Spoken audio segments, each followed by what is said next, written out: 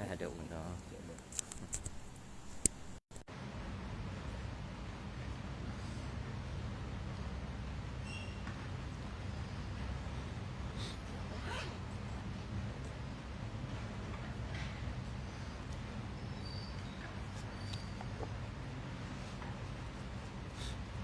اللهم صل على سيدنا محمد وعلى آل سيدنا محمد.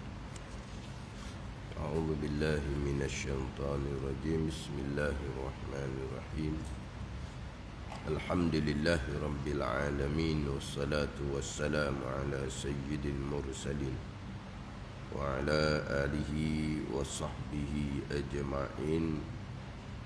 رب اشرح لي صدري ويسر لي أمري واحلل عقدة من لساني يفقه قولي. سبحانك لا علم لنا إلا ما علمتنا إنك أنت العليم الحكيم. ولا حول ولا قوة إلا بالله العلي العظيم. Kitab Minhajul Abidin, muka surat 7. Muka surat 7 baris ke-9 daripada bawah. Muka surat 7 baris ke-9 daripada bawah. Qala al-muallifu rahimahullahu ta'ala wa nafa'ana bi'ulumihi amin. Maka berhadap di sini pada wajib taubah, aqabah taubah. Maka berkehendak ia hamba, tiada mustahil, yakni tak dapat tiada, berkehendak kepada memutuskan dia, kepada melangkahi dia, melengkapkan dia, melengkapkan aqabah taubah, supaya sampai kepada barang yang maksud, barang yang tujuan daripadanya, daripada taubah. Maka mengambil ia, maka memulai ia hamba pada yang demikian itu, pada memutus akan dia, pada melangkahi ataupun melengkapi aqabah taubah, dengan mendirikan, yakni mengerjakan taubah yang sadiqah, taubah yang benar di dalam hukuknya, di dalam hak-hak taubah, di dalam hukuknya, di dalam hak-hak taubah, yakni rukunnya rukun taubah dan syaratnya syarat taubah, hingga diputus oleh hamba akan dia, akan aqabah taubah. Maka berhadap di sini yakni pada wajib taubah, berhadap aqabah taubah, bonggok taubah. Maka berkehendak ia, berkehendak hamba, tiada mustahil, yakni tak dapat tiada, berkehendak kepada memutus akan dia, kepada menyelesaikan akan dia, akan aqabah taubah, supaya sampai kepada barang yang maksud, barang yang tujuan daripadanya, daripada aqabatut taubah. Jadi terdahulunya selesai, sempurna berkaitan dengan ilmu, makrifah, mengenal Allah, dan ilmu berkaitan dengan segala furuk syar'iyah, ilmu berkaitan dengan segala kefarduan zahir fiqh, dan ilmu berkaitan dengan segala kefarduan hak batin tasawuf. Selesai, maka hendak memulai akan ibadah, hendak memulai akan ibadah. Tiba-tiba apabila hamba ni nazar, hamba ni fikir tilik, hamba ini mempunyai kesalahan-kesalahan dan dosa dengan Allah Subhanahu wa ta'ala, yang mana mempunyai kesalahan dan dosa dengan Allah Subhanahu wa ta'ala ini adalah hal kebanyakan daripada manusia. Jadi macam mana hamba nak memulai ibadah dalam keadaan hamba tadi mengekalkan atas maksiat dan berlumur dengan maksiat, maka kewajipan pertama-tama adalah wajib atas hamba tadi bertaubat kepada Allah Subhanahu wa taala supaya Allah Taala mengampuni dosa hamba, Allah Taala melepaskan hamba daripada tawanan dosa, Allah Ta'ala menyucikan hamba daripada segala kotoran-kotoran dosa. Apabila Allah Ta'ala mengampuni dosa, Allah Ta'ala melepaskan hamba daripada tawanan dosa, Allah Ta'ala menyucikan hamba daripada kotoran dosa, maka ketika itulah barulah patut sesuai bagi hamba beribadah akan Allah Subhanahu wa Ta'ala. Dapatlah hamba menghampirkan akan hamparan takarrub ila Allah Subhanahu wa taala. Jadi macam mana hamba nak memulai melakukan amal ibadah dalam keadaan hamba ni belum lagi bertaubat kepada Allah Subhanahu wa taala. Ni memulai ibadah di sini adalah ibadah yang sunat. Adapun ibadah yang wajib itu tetap dah. Bertaubat ataupun tidak daripada dosa-dosa dengan Allah Subhanahu wa taala itu satu perkara. Menunaikan perintah-perintah yang wajib itu satu perkara yang lain. Bukan maknanya apabila belum bertaubat maka tak boleh nak sembahyang fardu, tak boleh nak puasa fardu. Tu tetap dah tu. Bertaubat ataupun tidak itu satu kefarduan. Sembahyang puasa satu kefarduan yang lain. Di sini ni hamba nak memulai kepada ibadah-ibadah yang sunat. Sebab perkiraannya adalah ibadah-ibadah yang sunat. Adapun ibadah-ibadah yang wajib itu dipanggil teras. Seseorang hamba ni betul-betul mengabdikan diri akan Allah bukan kepada ibadah teras. Itu tetap dah. Perkiraan seseorang hamba ni sama ada nak takarrub ila Allah, betul-betul nak mengabdikan diri akan Allah, perkiraannya adalah kepada amal-amal yang sunat. Yang mana amal sunat ialah perintah Allah Subhanahu wa taala. Amal sunat ialah perintah Allah. Tapi perintah Allah perintah yang perintah yang longgar dipanggil. Perintah yang tidak putus. Longgar macam mana? Perintah yang tidak putusnya macam mana? Allah perintah, Rasul perintah, tapi longgar. Tak buat, Allah tak akan menyeksa. Allah tidak akan menyeksa. Itu dipanggil Allah perintah tapi longgar.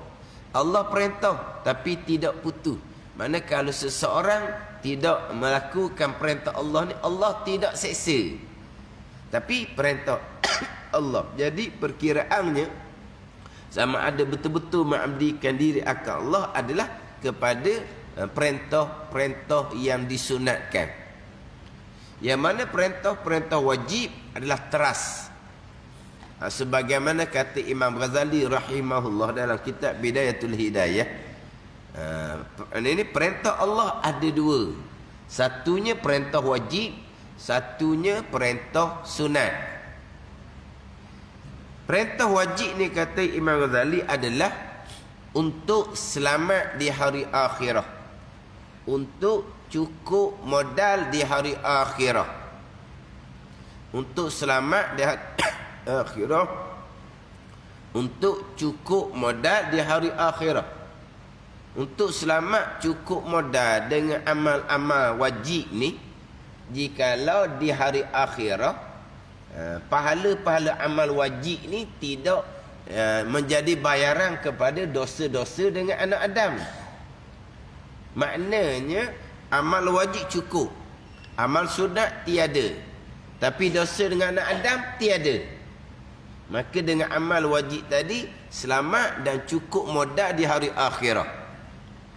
Tapi kalaulah setakat amal wajib selamat di hari akhirah asalnya dengan amal yang wajib, cukup modal di hari akhir asalnya dengan amal yang wajib. Tetapi kalau banyak kesalahan dengan anak Adam, pahala amal tadi akan diganti dengan yang akan diberi kepada anak Adam yang ia ada kesalahan, maka tak selamat dah lah. Tak cukup modal dah lah, sebab akan diberi pahala kepada orang yang kita ada salah dengan dia di atas dunia.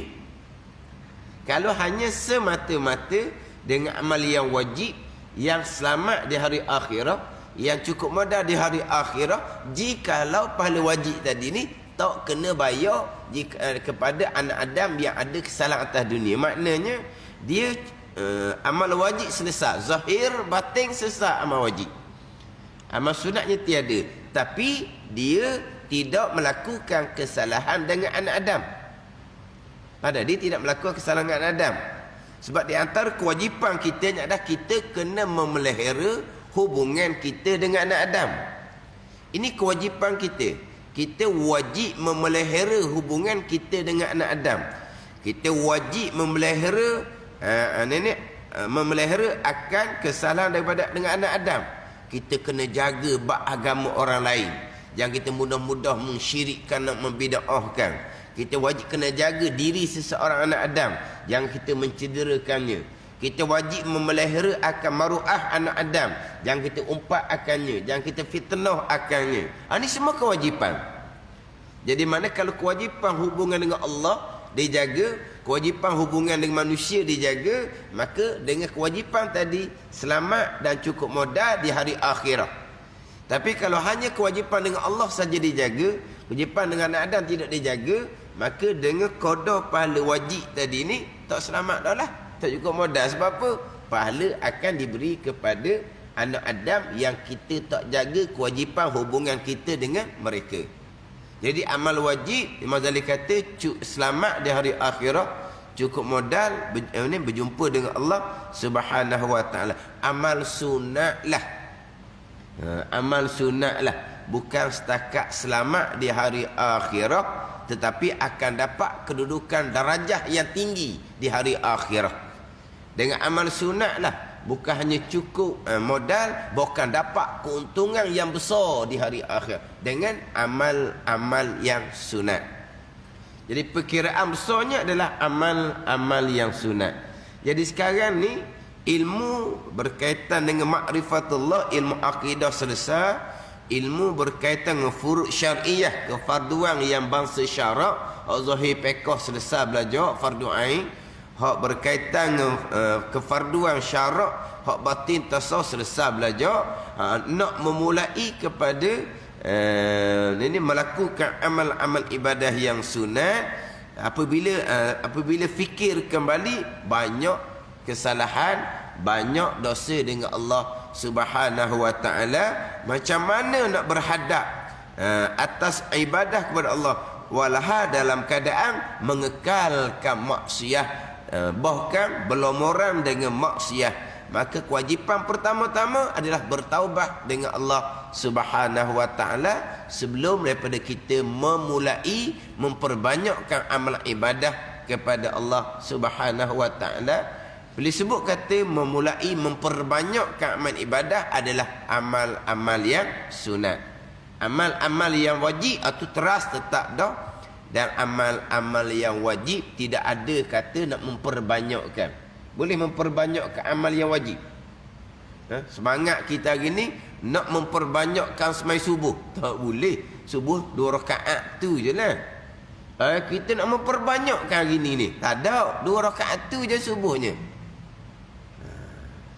Kita nak semayang sekali lagi, kita nak mengulangi semayang sekali lagi, haram serta tidak sah, hanya sekali tu saja. Rajin macam mana pun hanya sekali tu saja. Nak i'adahkan kembali, nak semayang subuh sekali lagi dalam keadaan seorang diri, haram serta tidak sah. Sebab apa? Tak ada dah, tu sahaja. Walaupun dalam semayang subuh tadi ni kita kata kita agak mengantuk, kita kata kita agak keletihan, semayang subuh kita ni dak apa ni,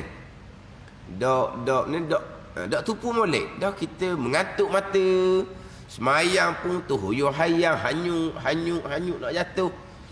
Jadi semayang tu tak khusyuk sebab mengantuk, sebab letih contohnya. Nak semayang sekali lagi tak boleh, dah semayang tu tak sempurna, tidak khusyuk, nak ulang sekali lagi, tak boleh, haram setidak sah. Melainkan mengulangi dalam keadaan berjemaah. Itu bab lain lah. Mengulangi dalam keadaan berjemaah itu dia adalah disunatkan di situ. Tapi nak ceritanya, nak memperbanyakkan amal adalah amal-amal yang sunat. Macam mana nak memulai memperbanyakkan amal-amal yang sunat? Nak memperbanyakkan sembahyang sunat, nak memperbanyakkan puasa sunat, nak memperbanyakkan membaca Al-Quran, nak memperbanyakkan selawat dan zikir dalam keadaan mengekali atas maksiat, berlomorang dengan maksiat, dalam keadaan dosa-dosa tidak diampuni oleh Allah, dosa-dosa, kesalahan-kesalahan, kotoran dosa tidak disucikan oleh Allah Subhanahu wa ta'ala. Nak beribadah akan Allah hanya macam mana? Maka pertama-tama wajibnya adalah bertaubah kepada Allah Subhanahu wa ta'ala. Ni hak jalanan dalam kitab Minhajul Abidin. Kalau tanpa mengikut jalanan kitab Minhajul Abidin ni, rajin sembahyang sunat, rajin puasa sunat, rajin membaca Al-Quran, sentiasa melazimi membaca Al-Quran, berselawat dan berzikir dalam keadaan bukan kata tidak bertaubat daripada dosa-dosa yang lampau, bahkan mengekali dosa-dosa yang besar, riak, ujub, takabur, hasad. Hak ni tak ada belaka ni. Hak ni tak ada. Dalam kitab Minhajul Abidin, orang yang terkadang meninggalkan perkara yang harus, di hadapan dia akan bicara dalam akabah ilmu secara detail di hadapan, meninggalkan perkara yang harus. Apa harusnya? Tidur malam. Kenapa tinggal? Kerana nak qiyamul lail. Tidur malam harus saja, bangun subuh sudahlah. Tapi tinggal perkara harus kerana nak qiyamul lail. Tinggal makan siang hari, harus makan siang hari. Tapi tinggal perkara harus yang tinggal makan, tinggal minum kerana nak puasa sunat. Tinggal perkara harus tidur malam, tinggal perkara harus makan minum di siang hari kerana nak qiyamul lail, kerana nak berpuasa sunat. Tinggal perkara harus dalam keadaan mengekali dosa-dosa besar, riak, ujub, takabur yang mewajibkan neraka jika tidak diampuni oleh Allah Subhanahu wa ta'ala. Ini timbul keadaan yang seumpama ni. Rajin buat amal sunat, tapi mengekali riak, ujub, takabur, hasad, dosa-dosa yang besar. Amal sunat tu diterima, sama sekali tidak akan diterima oleh Allah Subhanahu wa ta'ala. Dia mengekali dosa-dosa besar, riak, ujub, takabur, hak sifat hati dia. Dan dia buat amal-amal sunat tu pun dengan riak, dengan ujub, dengan takabur. Tak ada tu. Tapi orang panggil apa ni? Orang yang beramal tanpa ilmu jadi seumpama ni. Dengan amal sunat dia rasa goh dah dengan amal sunat, tapi berserta dengan riak, ujub, takabur, tanpa bertaubat dengan Allah Subhanahu wa ta'ala daripada dosa-dosa yang besar yang mewajibkan neraka. Hak berat laginya, goh dengan amal-amal yang sunat, ilmu akabah yang pertama pun tak bicara, hak tu tak ada apalah tu ni. Ni ilmu akabah yang pertama, ilmu tauhid comel, ilmu fiqh fardu ain comel, ilmu tasawuf fardu ain comel ni, tapi belum bertaubat nak memperbanyakkan amal sunat. Tapi kalau bab ilmu pun tak belajar, tu tak bicara hak tu. Dia tak peduli belajar. Orang mengajar dia sembahyang sunat, orang mengajar dia baca Al-Quran. Orang mengajar dia sembahyang sunat, orang mengajar dia baca Al-Quran. Saya ada terbaca, tak tahulah kenapa, yang ustaz ni mengajar kitab tauhid. Ada seorang tu dia kata sembahyang sunat di sah yang pertama 8 rakaat. 2 rakaat, 2 rakaat, 2 rakaat, 2 rakaat di sembahyang sunat. 8 rakaat. Yang ustaz ni duk mengajar ilmu tauhid. Tapi dismai di sah yang pertama. Ada orang komen tu pula, ada satu tempat tu dismai dekat dengan meja ustaz mengajar. Kata nak kata macam mana? Sudah je habis semai surat al-Fatihah rakaat, dia main telefon ni pula, dia main telefon saya. Dia nak cara mengajar. Mana kurang ajarnya manusia. Oh, mana kalau ada orang bekeng-bekeng kata, pakak itu tanah. Apa kurang ajar seumpama tu. Tapi kenapa jadi begitu? Dia kurang ajar tapi dia buat rupa ibadah semai sunat. Mana kalau kita kata kau gila lah kalau kita kata. Gila apa otak dia comel? Gila dalam bab agama. Gila lah panggil tu. Tak gila apa gitu. 2 rakaat, 2 rakaat, 2 rakaat, 2 rakaat. Ustaz mengajar tu macam manalah dia punya hati dia. Dah 2 rakaat boleh tahan lah. Saya tu masjid 8 rakaat. Nak kata macam mana? Dan ada tempat yang orang mengajar, dia baca Al-Quran dengan kuat. Nak suruh dengar dia baca Al-Quran. Ada. Ada. Kuat dia baca. Orang berpaling tengok ke dia, dia dah duduk baca. Wallahu alam atas meja kuliah tu, dia pun tutup Al-Quran di keprinsipan. Nak kira mana gitu. Mana sepatutnya ada seumpama tu, orang sekeliling tak boleh biarkan. Dia mengganggukan apa? Konsentrasi. Boleh? Konsentrasi. Konsentrasi orang mengajar satu dah. Konsentrasi orang nak belajar tu. Orang nak belajar. Orang mengajar tu satu hal lah. Hati dia macam mana, berapi ke tak berapi, tak tahulah orang mengajar tu. Orang hak belajar ni berapi juga hatinya. Jangan biarkan. Hak tu maknanya kena cari orang yang boleh perobat. Orang yang boleh nasihat. Nak baca Quran, balik rumah lah. Mana kurang ajar. Tapi dibuat perkara kurang ajar tu dengan menggunakan Al-Quranul Karim, kalamullah, selebih-lebih zikir. Diguna Al-Quran untuk kurang ajar. Kalau kita kata orang mengajar diperih mutu, tu lain cerita tak. Dia ganggu orang mengajar tapi diperih mutu. Wong diperih mutu. Kurang ajar tu. Tapi padang dengan dia guna perih mutu. Hak ni kurang ajar dengan menggunakan kalamullah Al-Quranul Karim selebih berzikir untuk ganggu orang mengajar. Nak kira macam mana tu? Hak tadi ganggu orang mengajar dengan semai sunat, semai sunat, semai sunat. Mana apa? Dia tak mahu bab belajar. Dia bosan dengan orang mengajar. Dia bosan dengan orang mengajar. Mengajar apa tu? Mengajar ilmu tauhid, ilmu nak mengenal Allah. Dia bosan. Sebab apa? Sebab dia dengar-dengar orang mengajar tu, dia tak boleh nak turun. Sebab apa? Sebab tak ada dalam ilmu, tak ada, kosong. Dia tak ada ilmu tu. Dia dengar tu dia jadi payah. Sukar untuk dia mengikuti. Tapi apabila dalam bab ilmu pegangan contohnya, bila tidak berpegang sebagian dinyatakan dalam kitab, maka amal ibadah tidak diterima. Hati nak marah.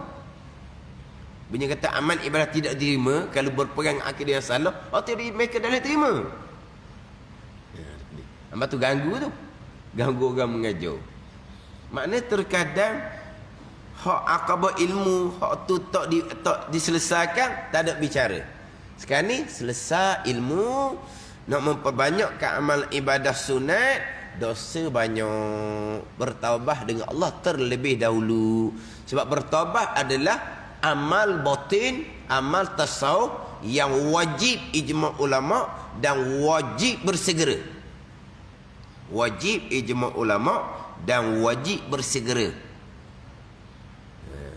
Kalau bab pegangan, kita belajar berpegang akidah yang salah, kita perbetulkan pegangan.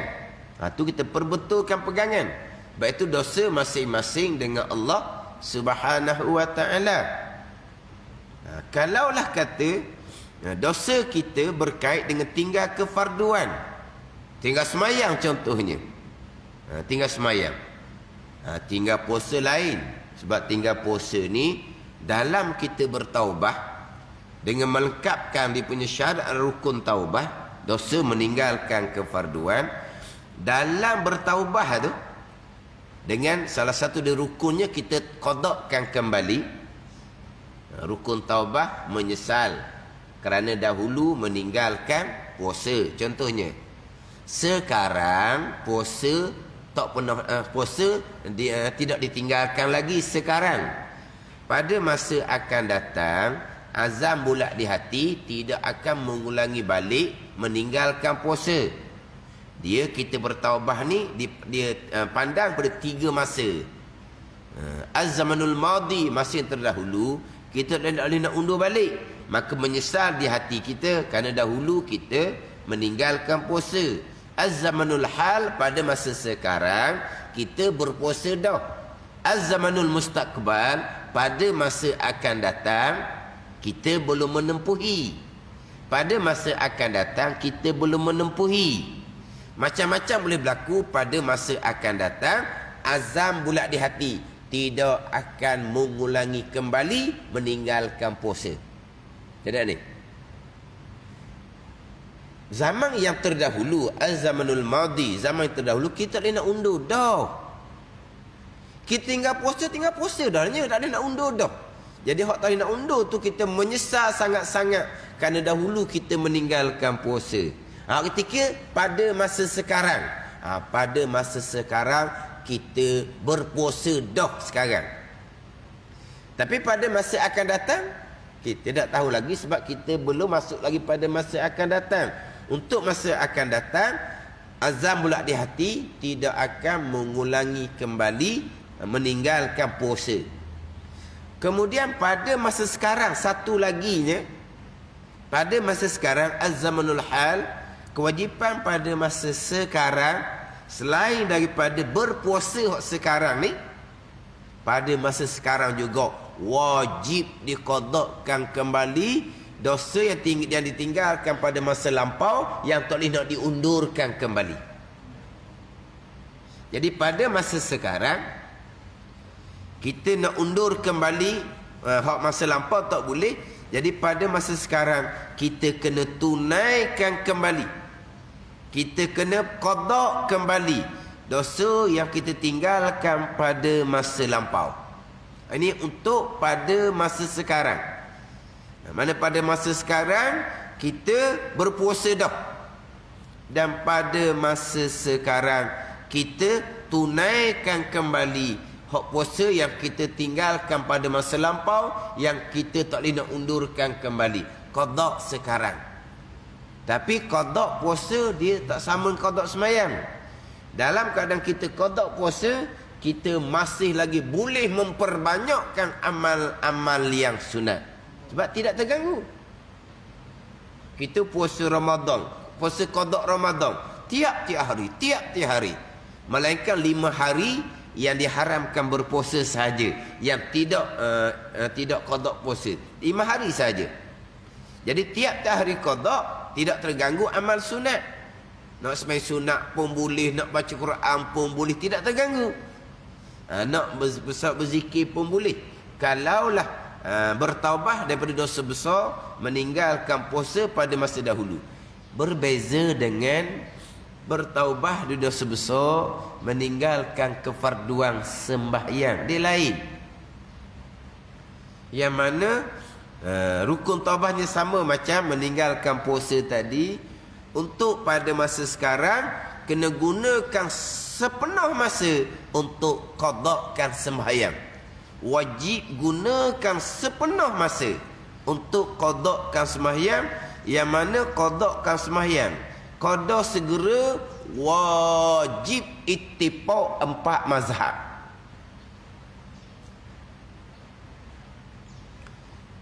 Orang yang meninggalkan sembahyang dengan sengaja wajib qada, ittifaq 4 mazhab.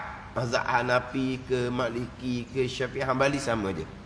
Wajib qadakan sembahyang yang ditinggalkan dengan sengaja.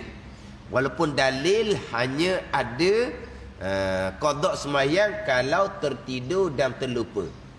Man nama an salatin aw nasiyaha falyusalliha idza zakarha. Itu jadi.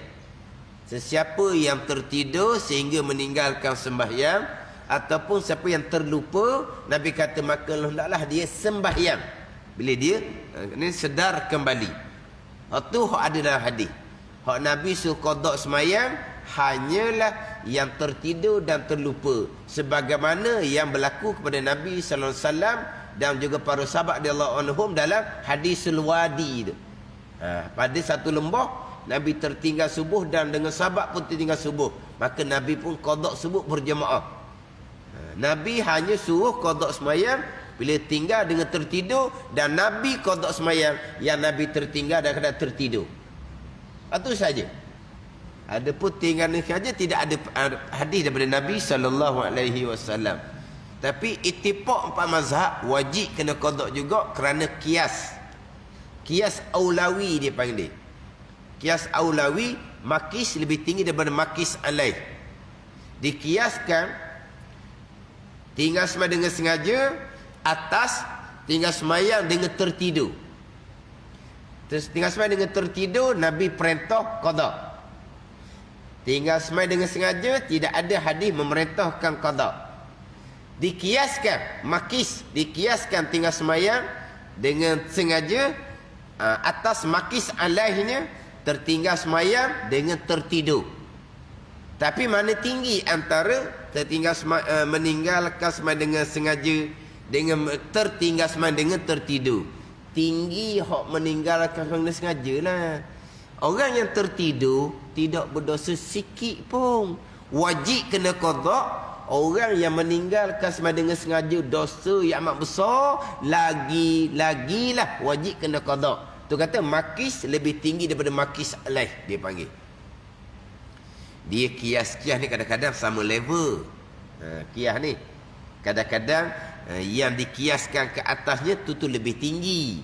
Sekarang ni yang dikiaskan ke atasnya lebih rendah. Kias macam mana? Dia kias atas hak Nabi perintah orang yang tertidur, wajib qada. Yang tinggal sengaja kias atas yang tertidur. Tapi antara tinggal dengan sengaja dengan tertidur, tinggi tinggal dengan sengaja sebab dosa yang amat besar. Kalau tertidur yang tak berdosa sikit pun wajib qada, yang tinggal dengan sengaja yang berdosa besar, lagi-lagilah wajib qada. Itu dia panggil kias aulawi dia panggil. Mana kalau tertidur tidak berdosa wajib qada, kalau tinggal dengan sengaja dosa besar tak payah qada. Lagilah. Itu kias aulawi dia panggil. Ni ittifaq empat mazhab. Sepakat empat mazhab. Mazhab Hanafi, Maliki, Syafi'i dan Hambali. Wajib qada. Satu laginya ittifaq empat mazhab wajib bersegera. Wajib bersegera ni lah. Kena gunakan sepenuh masa qada sembahyang, melainkan hanya untuk perkara yang tak dapat tidak sahaja. Tinggal sementara qada untuk melakukan perkara yang tak dapat tidak. Contohnya kefarduan yang lain. Contohnya untuk cari nafkah wajib dalam keluarga kita. Contohnya untuk makan, untuk minum, untuk qada hajah, untuk tidur, keperluan kehidupan kita. Itu saja. Selain daripada tu, kalau tinggal sementara, kewajipan qada bersegera, hukumnya haram walaupun untuk melakukan ibadah sunat sekalipun. Ni empat mazhab. Ni kena balik dalam ilmu ni furud syar'iyah, kefarduan syarak, hak fiqh, hak zahir. Dia tak sama dengan qada puasa. Qada puasa lain. Sebab qada puasa hanya tinggal makan, tinggal minum siang hari dengan niat puasa qada. Untuk sembahyang sunat tidak terganggu dengan puasa. Sembahyang sunat tidak mengganggu pun hak qada puasa. Kita nak membaca Al-Quran, nak bersalat, nak berzikir, tak mengganggu pun hak puasa qada puasa kita tu. Tapi ada berbeza dengan qada sembahyang. Kita nak tinggal qada sembahyang untuk buat perkara sunat, untuk sembahyang sunat, haram hukumnya. Kita nak tinggal qada sembahyang kerana nak membaca Al-Quran, haram hukumnya. Sebab apa? Sebab kita wajib qada sembahyang, wajib ittifaq mazhab, wajib fauran, segera. Ni kena balik kepada ilmu semula lah. Dan kalau gitu apa? Dah amal sunat apa? Amal wajib tak selesai lagi. Nantilah amal wajib itu kita buat sunat dulu. Sementara panjang angan-angan tak ingat mati bila masa. Panjang angan-angan sifat kecelaan. Ingat akan mati sifat kepujian. Tiba-tiba panjang angan-angan, nantilah kita qada pula esok ke. Sebab apa ni? Kerana dia panjang angan-angan al-amal, ini sifat kecelaan. Kerana dia tak ingat akan mati yang berlakunya bila masa. Kalau tidak panjang angan-angan, dia sentiasa ingat akan mati, dia tak akan tangguh kewajipan qada semayang yang wajib dengan bersegera. Sebab apa? Sebab bila masa kita mati. Lepas tu dengan masa yang ada ni, kita akan qada. Sebab nanti kita nak memperbanyakkan amal-amal yang sunat. Nak menghampirkan diri dengan Allah Subhanahu wa ta'ala. Hak ni selagi perkara ni. Hak taubah daripada dosa besar terdahulu meninggalkan sembahyang. Sama ada orang yang meninggalkan sembahyang dengan disedar dia dahulu tinggal sembahyang. Begitu juga orang yang meninggalkan sembahyang, dia tak sedar pun ditinggal sembahyang. Dia ingat ke sembahyang dia cukup daripada budak sebelum balik sampai ke tua tak pernah tinggal sembahyang. Orang perempuan. Tiba-tiba dia belajar bab hukum haid nifas, banyak sembahyang yang ditinggalkan kerana jahil fardu ain hukum haid, kerana jahil fardu ain hukum nifas.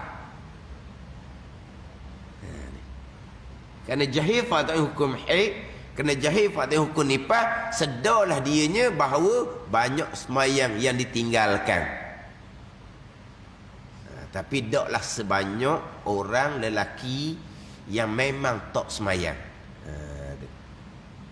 Orang perempuan yang sembahyang di anggaran dia cukup lah.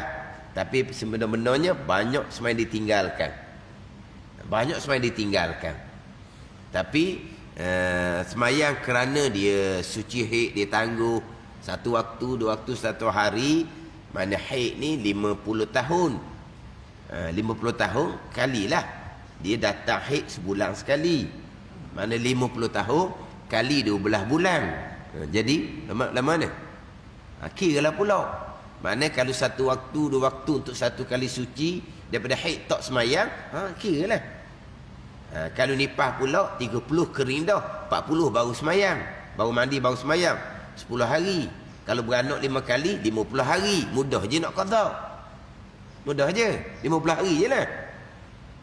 Gitu ada kiraan dia. 50 hari je lah. Beranak 5 orang, beranak 10 orang, 100 hari. Qada lah, bertaubat dengan Allah, lepas tu qada. Tapi tak banyak mana, mudah je nak habis. Tapi kalau orang lelaki hak jenis tak pernah semayang, siapa umur 30, siapa umur 40 baru semayang.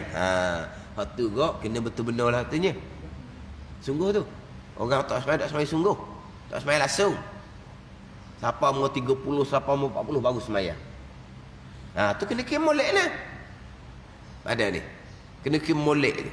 Tu kena balik mula pada ilmu fiqh lah, macam mana cara nak susun apa semua. Tapi apabila wajib, bila nak qada, wajib qada dengan qada segera. Tak boleh nak bengah-bengah dah. Melainkan tinggal qada untuk perkara tak dapat tidak, kita perlu bekerja untuk cari nafkah keluarga. Tu tinggallah qada sebab kita nak menunaikan kewajipan yang lain. Kita nak khidmat pada ibu bapa kita, itu satu kewajipan yang lain. Kita tinggal sementara qada untuk menunaikan kewajipan yang lain. Gitu je lah. Tapi untuk meninggalkan kewajipan bersegera qada, untuk menunaikan perkara sunat, hukumnya haram. Ada ni. Dia kata balik pada ilmu molek, susun taubah molek, barulah pergi kepada memperbanyakkan amal-amal yang sunat. Orang yang baru-baru nak ngaji, dengar kata wajib qada bersegera ni, memang dia lari awal-awal dah. Dia lari awal-awal. Dia kata Ustaz Wan ni mengajar kita nak main sunat pun tak boleh, so qada je. Dah main sunat apa? Main sunat lah nak tampal. Tampal apa? Kefarduan kamu belum cukup. Dia tampal ni cukup tapi berlubang. Pasang atap siap-siap tapi atap lama berlubang. Tampal. Tapi kalau atap separuh lagi belum pasang, nak tampal dah. Dia tak faham ni. Nak tampal sebab amal sunat menampal kekurangan amal fardu.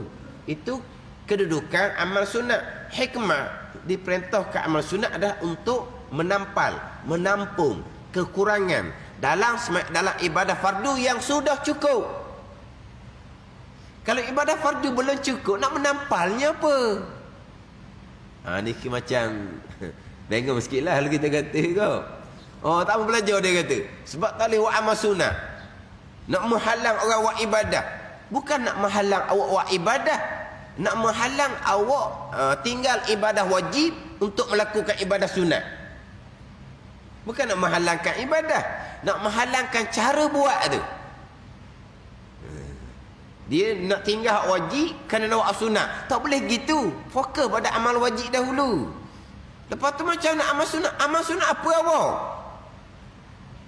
Semayang awak tinggal dahulu. Awak tu tak ada nilai dalam agama. Kalau mati dan kadang belum bertaubat, nama tercatat di pintu neraka. Amal sunatnya apa? Orang tinggal semayang, walaupun hanya satu waktu, nama sudah tercatat di pintu neraka. Nak buat amal sunat. Ni kalau tanpa ilmu payah. Kalau tanpa ilmu payah. Dia tak faham bab kedudukan dosa dan pahala. Dia tak faham macam mana besarnya dosa meninggalkan sembahyang.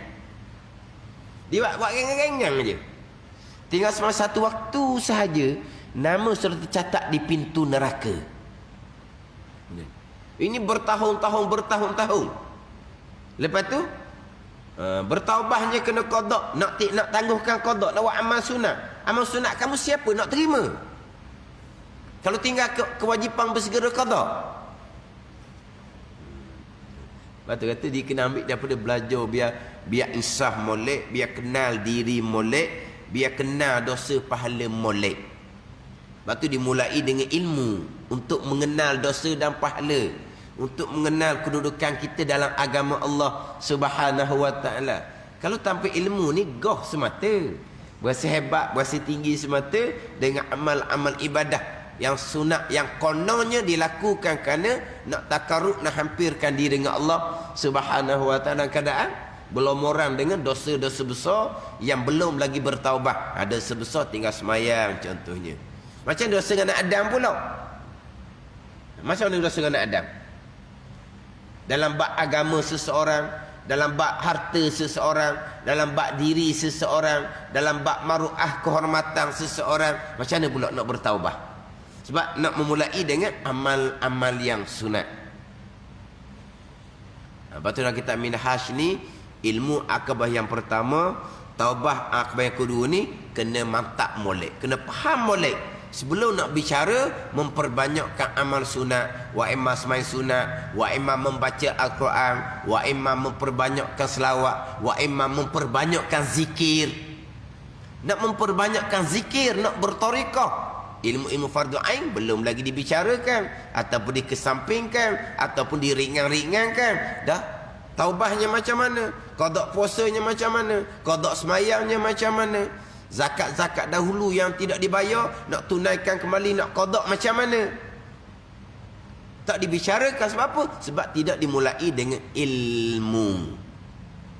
Kalau dimulai dengan ilmu, pasti ada bicara ilmu berkaitan dengan taubah. Kalau kita pernah bagati taubah, dibicarakan adalah sifat kepujian yang pertama daripada 10 sifat kepujian. Jadi nak berhadap di sini, nak menyelesaikan akan aqabah taubah, nak memutuskan akan aqabah taubah supaya sampai kepada barang yang maksud, barang yang tujuan daripada aqabah taubah. Mana? Nak supaya dosa kita diampuni oleh Allah. Kemudian kita nak memperbanyakkan amal-amal sunat, barulah amal sunat kita diterima oleh Allah Subhanahu wa taala. Tanpa bertaubat, amal sunat tidak akan diterima oleh Allah Subhanahu wa taala. Maka mengambil ia, memulai hamba pada yang demikian itu, yang demikian memutus akan dia, mana melangkahi menyelesaikan akabah taubah dengan mendirikan taubah yang shadiqah, taubah yang sebenar-benar di dalam hukuknya, di dalam hak-hak, di dalam hak-haknya, hak taubah, yakni mana hukuk taubah, rukunnya dan syaratnya syarat taubah, hingga diputuskan hamba, mana dilangkahi hamba akan akabah taubah, akan sesat akabah taubah.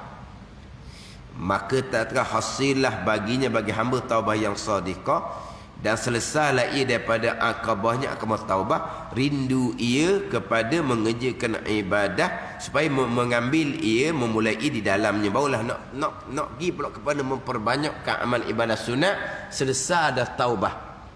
Nak memulai ibadah sunat ni, maka tiba-tiba banyak awaik, banyak perkara yang menghalangi pula daripada ibadah, dengan dunianya, dengan makhluknya, dengan syaitannya, dengan nafsunya. Ada 4 perkara pula yang menghalangi. Dunia menghalangi kita daripada memperbanyakkan ibadah. Makhluk manusia menghalangi kita daripada memperbanyakkan ibadah. Syaitan pun menghalangi daripada memperbanyakkan ibadah. Hak paling besarnya nafsu kita sendirilah yang menjadi penghalang besar daripada kita nak memperbanyakkan amal-amal ibadah. Macam mana pula nak menghadapi awaik, 4 perkara yang menghalangi akan jalan ibadah untuk memperbanyakkan ibadah yang sunat. Jadi satu peringkat akan disusun dalam kitab Minhajul Abidin. Wallahu a'lam. Bismillahirrahmanirrahim. Alhamdulillahirabbil alamin, wassalatu wassalamu ala sayyidil mursalin wa ala alihi wa sahbihi ajma'in. Allahumma iftah alaina futuhal arifin, Allahumma allimna ilma aqdamin, wa fahimna famas sabiqin, warzuqna ruqat talibin. Allahumma zidna ilma wa alhiqna bis salihin. Wa sallallahu ala sayyidina Muhammad wa ala alihi wa sahbihi wa sallam. Walhamdulillahi rabbil alamin.